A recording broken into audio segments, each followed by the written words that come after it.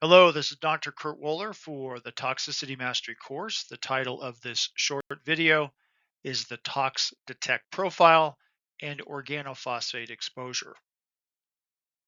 So one of the labs we discuss through the Toxicity Mastery Course is the TOX Detect Profile, which comes from Mosaic Diagnostics. And what's important to understand about environmental chemicals is that all of us are exposed to different chemicals throughout our lives.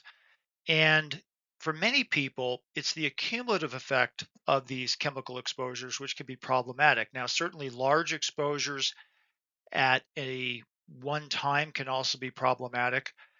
And there are various associated symptoms that can be associated with environmental toxins, as well as different types of conditions and diseases. So the only way to know a person's exposure history is to actually test. So we can't just guess and assume. We actually have to do laboratory testing to confirm the exposure history. And so the TOX Detect profile is a urine profile. It analyzes for different pesticides, phthalates, bisphenol S, and different types of organic compounds like vinyl chloride, xylene, styrene, benzene, which have a wide variety of toxic influences, and then other chemicals like perchlorate, acrylamide, etc. Now, the test is broken into different sections. The initial page gives you a summary of elevated results for a quick glance review, and then goes into then each individual compound that is found elevated with more detailed information in the interpretive section. So as an example of a chemical that we can be exposed to is organophosphate insecticides. So there is an enzyme called peroxidase. Peroxidase 1, or what's called PON1, is well known in its involvement in helping to metabolize different types of environmental compounds, specifically these organophosphate insecticides.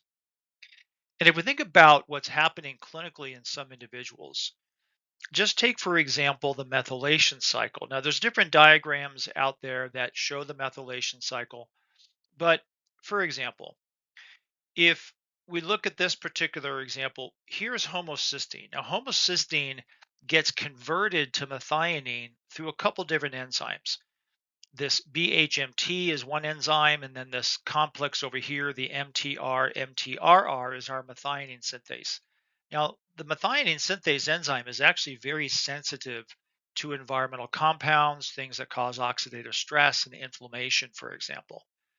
But one thing I want you to recognize here is that homocysteine is also related to PON1.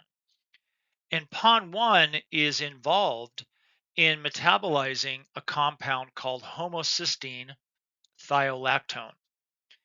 And it turns out that chemical exposure, environmental chemicals that the TOX Detect picks up on, can influence this particular conversion. And that can have an influence or an effect on the methylation cycle and also what's called the transsulfuration cycle, which is involved in glutathione production.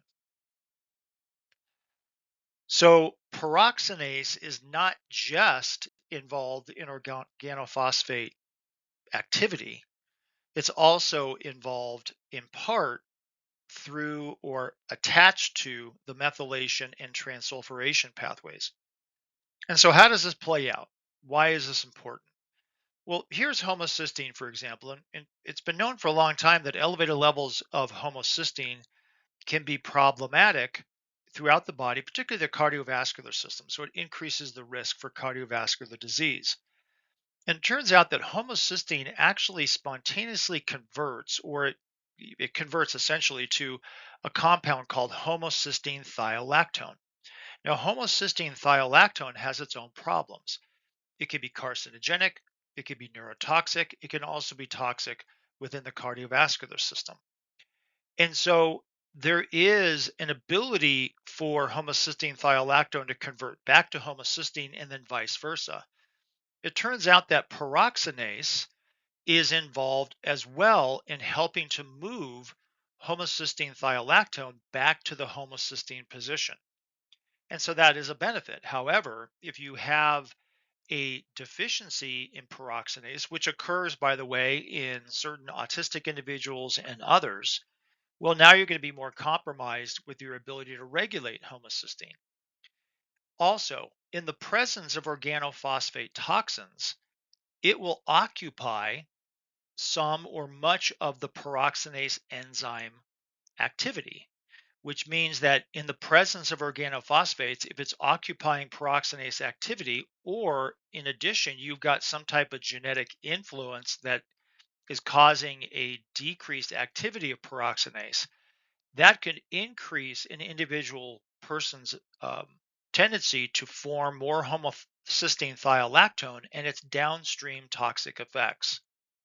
So that's just one angle of understanding some of the biochemistry that gets applied when you start looking at these different chemicals and how things can influence different biochemical systems throughout the body.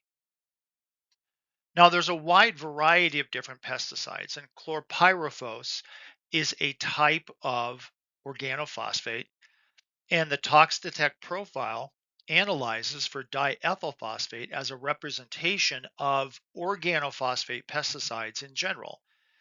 And so, as I just mentioned, it can influence the methylation cycle, but these things are also very toxic to the brain and nervous system.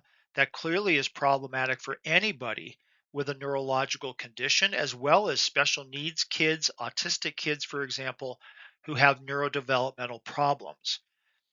These organophosphates also generate a lot of oxidative stress, so it increases the potential of oxidative reactions that can have negative influences on the brain and nervous system, but as well as the liver, the kidney, and other organ systems in the body. And if we look at the exposure of different communities throughout the United States and around the world that are exposed to environmental chemicals like pesticides, many agricultural communities have a lot of problems with increased rates of autism. This was a paper that came out a number of years ago that looked at communities and the rates of autism in communities that were being exposed to agricultural pesticides, primarily through what's called pesticide drift, where you're getting a drifting of pesticides that are blowing over communities, neighborhoods, for example, that are next to farms.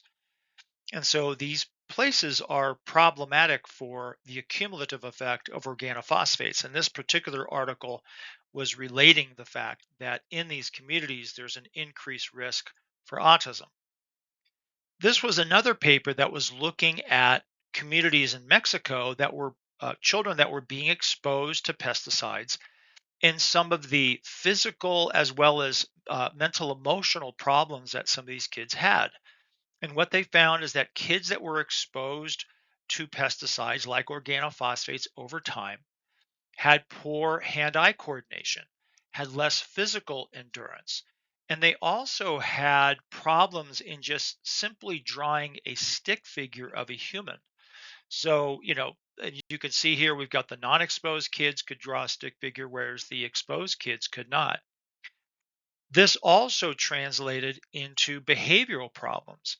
In fact, the kids that were being exposed to higher levels of pesticides tended to have more behavioral issues. They were more easily upset, angry, aggressive, versus children who were living outside of the zone of pesticide spraying influence. So, this is just an example of the kind of information that we present through the Toxicity Mastery course, but that you can also learn when you are doing things like the tox detect for different patient populations and understanding the negative influences of these particular chemicals. You may have people that claim that they are not exposed to organophosphates or other pesticides, and they themselves may not be spraying things inside their home. But if they're in different types of communities, subdivisions, for example, homeowners association communities next to golf courses or parks, themselves may not be spraying, but their neighbors are spraying or the communities are being sprayed. And the problem is people get exposed to things that they don't even know is happening. And so that's where a test like the Tox Detect is so important, is to raise awareness of exposure and then try to work to mitigate the potential problems. And so I'm Dr. Kurt Woeller. I've been teaching courses through Integrative Medicine Academy now for many years. I've also been a clinical educator for Mosaic Diagnostics, which was formerly Great Plains Laboratory. I've been in practice now since the late 90s. A number of other things that I do. I've got a podcast called the Functional Medicine Doc Talk Podcast. I'm also founder and education director for Autism Recovery System, which is a website dedicated to biomedical uh, intervention information for individuals on the autism spectrum. And I'm one of the main teachers of the Toxicity Mastery Course, again, through Integrative Medicine Academy. Now, I'm joined in this course by my partner, Dr. Tracy Trancatella, who is a naturopathic physician. She does a comprehensive lecture on detoxification strategies. And so both of us are lecturers and contributors to the Toxicity Mastery Course. For more information about the Toxicity Mastery Course, you can go to toxicitymasterycourse.com. If you have questions about other questions related to the course content, for example, you can reach out to us at toxicitymasterycourse@gmail.com. Again, I'm Dr. Kurt Woeller for the Toxicity Mastery Course. Thank you.